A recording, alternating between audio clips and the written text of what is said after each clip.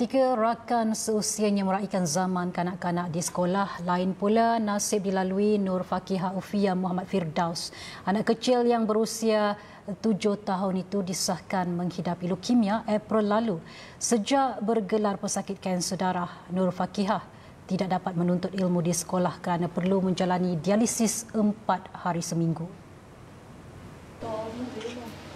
Menurut ibunya, Rohazila Yahaya, anak kedua daripada 3 beradik itu sering mengalami demam berulang sebelum disahkan menghidap penyakit berkenaan.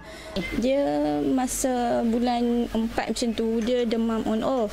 Set okey, set tak okey macam tu lah. Lepas tu saya tak jangka pun ada sakit ni. Saya bawa dia pergi swasta untuk ambil ubat lah. Makan ubat.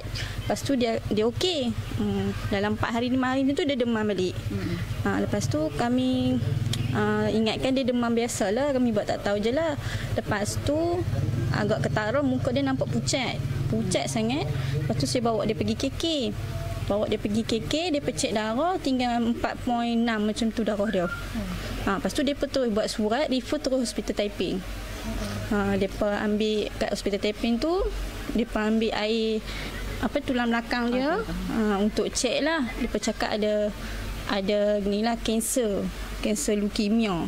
Nur Fakihah kemudian dirujuk ke Hospital Raja Permaisuri Bainon, Ipoh untuk menjalani rawatan kemoterapi.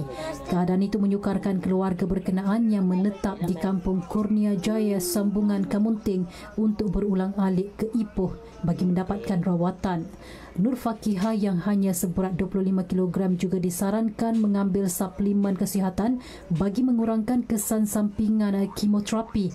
Namun suplemen berharga hampir RM300 sekotak untuk penggunaan sebulan itu membebankan, memandangkan suaminya hanya berpendapatan RM1,200 sebulan.